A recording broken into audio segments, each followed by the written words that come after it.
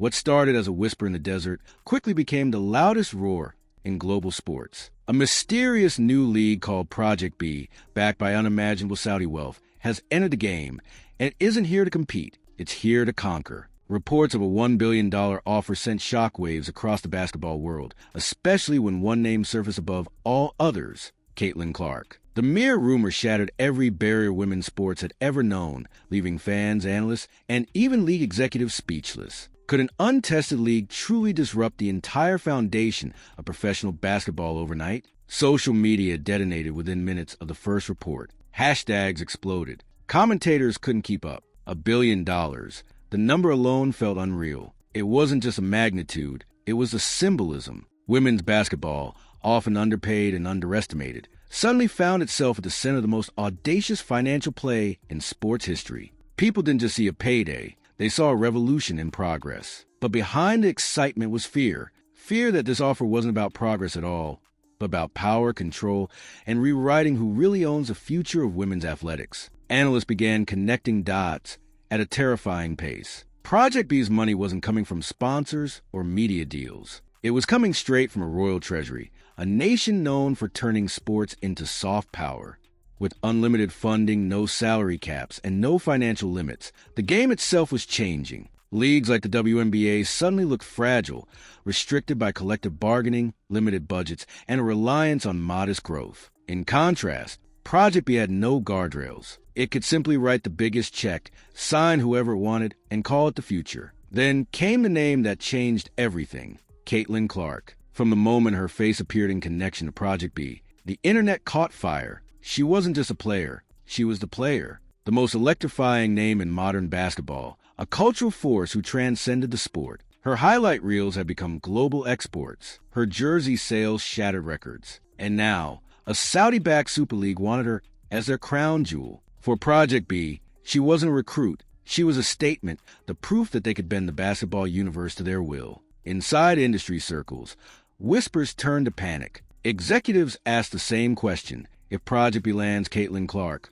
what happens next? Because this wasn't just about stealing a star, it was about legitimacy. A single signature from Clark could instantly turn a speculative league into a global powerhouse. Her involvement would spark sponsors, media rights, and international visibility overnight. The thought of it was intoxicating and terrifying. Everyone knew it. If she said yes, the balance of power in women's basketball would never recover. The WNBA's throne was suddenly shaking beneath it. Project B's ambition was as bold as it was strategic. Their mission wasn't to build slowly. It was to dominate immediately. Backed by royal coffers, they began targeting not just stars but visionaries, coaches, and executives, people who could transplant an entire culture of basketball excellence overnight. The name itself, Project B, stood for beyond, according to insiders, beyond limits, beyond tradition, beyond the constraints that kept women's basketball boxed in. It was sports imperialism cloaked in innovation, a calculated plan to own the global narrative of women's empowerment by purchasing outright. Caitlin Clark's potential offer was a headline, but the real proof of Project B's seriousness came when they made their first move, signing former WNBA MVP Nneka Ogwumike. The news broke like thunder. A veteran, a leader, a player respected across every locker room had defected. Her decision wasn't fueled by emotion. It was pure economics. The contract, rumored to be worth several million and include an equity stake, set a new precedent. For the first time, women's athletes were being treated like business partners, not employees. And suddenly, every player began to question what they were truly worth. When Ogwumike spoke publicly about her decision, she didn't hide behind vague platitudes. She said it outright: the money mattered. After years of loyalty to a league that often underpaid its biggest stars, Project B offered her something no collective bargaining agreement ever could: financial respect. It wasn't just a paycheck. It was freedom. That honesty ignited a firestorm. Players across the WNBA began reevaluating everything, from their contracts to their loyalty. The floodgates had opened, and Project B was waiting on the other side, waving an open checkbook. As Project B gained momentum, the WNBA's internal fractures became impossible to ignore. Behind closed doors, owners worried about revenue dips. Players whispered about unfair pay structures. Even fans began questioning whether the league could survive the financial tidal wave approaching.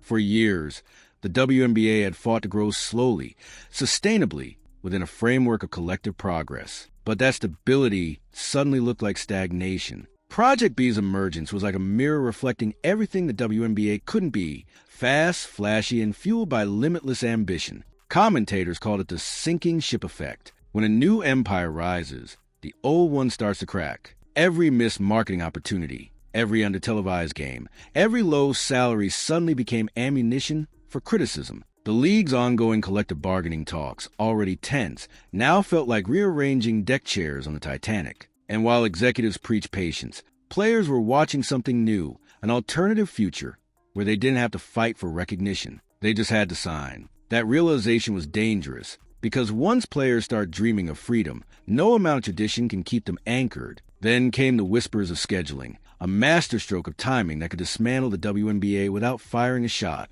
Project B announced plans for a November to April season, perfectly overlapping with the WNBA offseason. It sounded harmless, even complimentary, at first, but insiders saw the trap immediately. Players could double their income by playing year-round, until exhaustion, injury, and exclusivity clauses came into play. What started as a side opportunity could soon force players to choose between loyalty and legacy, between their bodies and a life-changing fortune. The WNBA found itself cornered by its own calendar. With players already going overseas for supplemental income, Project B simply offered a better option, one closer to home, more glamorous, and infinitely more lucrative. Suddenly, off-season grind became off-season gold rush. Yet with every player who signed abroad, the league's foundation weakened further. Fans began to wonder if the WNBA could even fill its rosters if Project B continued at this pace. The notion that one new league could completely drain America's best talent no longer sounded far-fetched. It sounded inevitable. As speculation intensified, the question that dominated every headline was simple: how much would Caitlin Clark be offered? The numbers thrown around were staggering: 10 million, 20 million, maybe 50. But then came the unthinkable, a rumored $1 billion deal. It sounded like fiction, yet the source didn't matter. What mattered was belief. The internet believed it. Fans believed it. Even players started asking, what if? And in sports, once people start believing in the impossible, it stops being impossible. That's when the story stopped being rumor and started becoming prophecy. Sports economists tried to explain it away, citing revenue models and sponsorship caps. But they missed the point. This wasn't about math. It was about message. A billion-dollar rumor wasn't meant to be logical. It was meant to be symbolic. It screamed to the world that women's basketball had finally entered an era where numbers no longer had limits. For decades, players begged to be valued equally. Now a foreign powerhouse was offering not equality, but excess. It was a moral paradox wrapped in gold,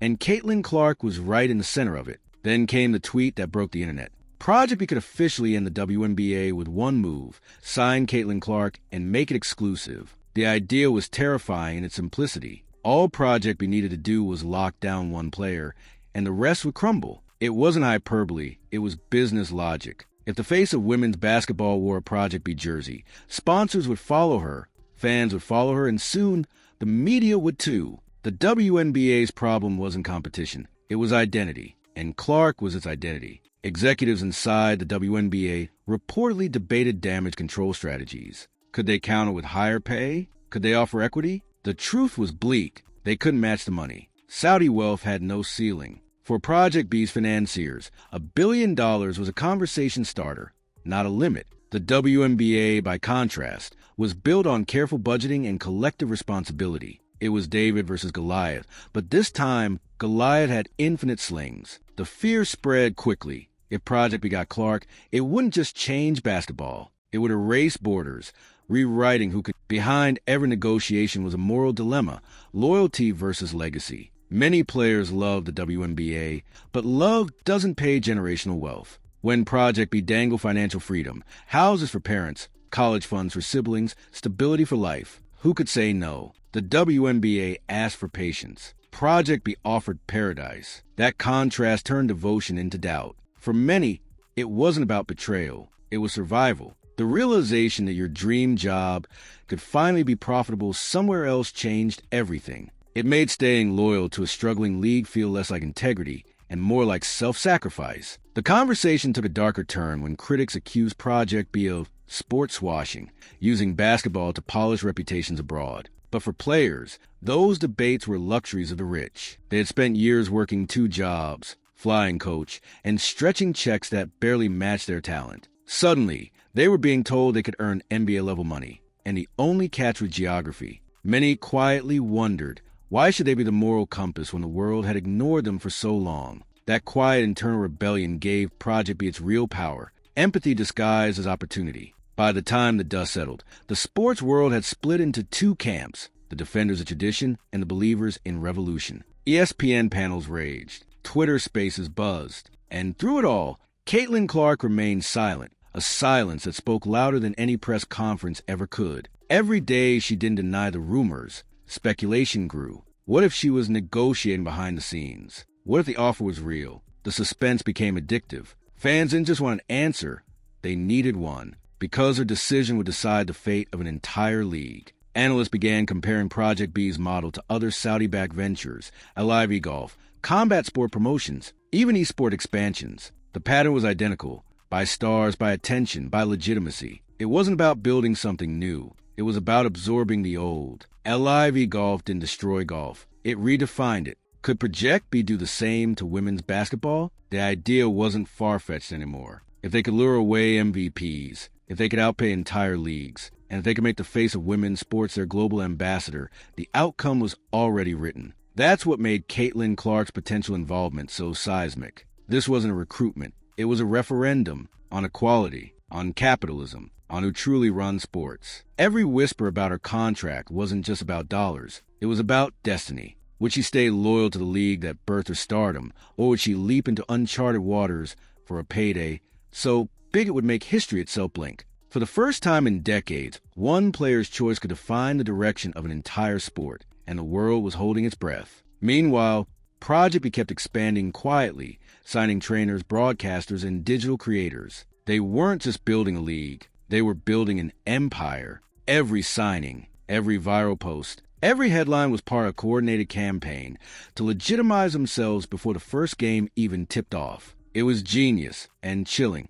They didn't need time to grow. They had money to buy growth. And every day they operated in the shadows, the WNBA's once bright future dimmed just a little more, replaced by the flicker of something foreign and unstoppable. Even those skeptical of the billion-dollar rumor couldn't deny the momentum, the timing, the ambition, the players already on board. It all pointed to something monumental. Project B wasn't a hoax. It was a hurricane gathering strength. What started as a conversation on social media had become a negotiation behind closed doors. Journalists admitted they couldn't verify the numbers, but they also couldn't dismiss them. In the new world of sports economics, perception is power, and Project B had mastered perception. Every rumor, every leak, every viral claim was a calculated move. Through all the chaos, Caitlin Clark's market value became the world's obsession. Analysts debated whether her stock had dropped after her rookie season, but Project B didn't seem to care. For them, she wasn't just a player, she was a narrative. She symbolized America's best, the ideal recruit to headline a league meant to rival the WNBA itself.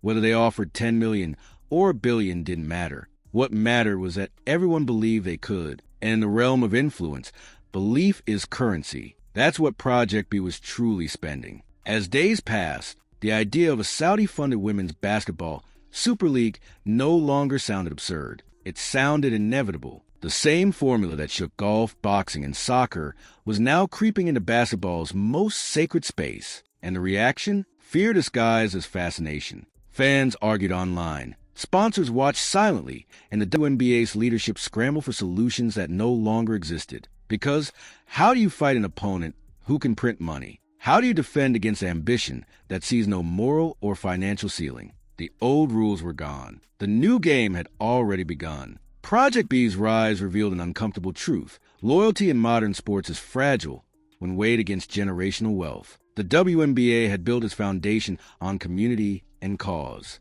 Project B built theirs on capital and charisma. And in the ruthless marketplace of global entertainment, charisma always wins. As the lines between competition and commerce blurred, women's basketball found itself at crossroads. Would it cling to its values or embrace a new era defined by extravagance? Either choice would change the game forever, but only one could pay the bills. By the end of the week, the conversation was no longer about whether Project B could happen, but about when it would dominate. Insiders whispered of deals already in motion, of agents taking meetings in Dubai, of athletes quietly weighing their options. The tension was cinematic. The stakes couldn't be higher, because behind every rumor was a revolution, and behind that revolution stood one woman whose signature could decide the future of the sport. Caitlin Clark had become more than a player. She was now the symbol of an empire's ambitions. The billion-dollar figure, whether fact or fantasy, will forever mark the day the balance of power shifted. In that moment, women's basketball entered its new reality, a world where nations, not leagues, dictate destiny, where players are no longer just athletes, but assets in a global race for influence. For fans, it's thrilling and terrifying all at once. Because if Project B succeeds, the WNBA won't just lose players, it will lose control of the story. And in today's world, whoever controls the story controls everything. As the dust settles and rumors evolve into negotiations, one truth remains unshakable. The game will never be the same. Project B isn't just another league. It's the beginning of a new sports order, one where tradition bows to ambition, and the impossible suddenly feels inevitable. Whether Caitlin Clark joins or not almost doesn't matter anymore. The message has already been sent. The world has seen the money, the intent, and the power. And once the door to unlimited opportunity opens, it never truly closes again. The era of Project B has officially begun.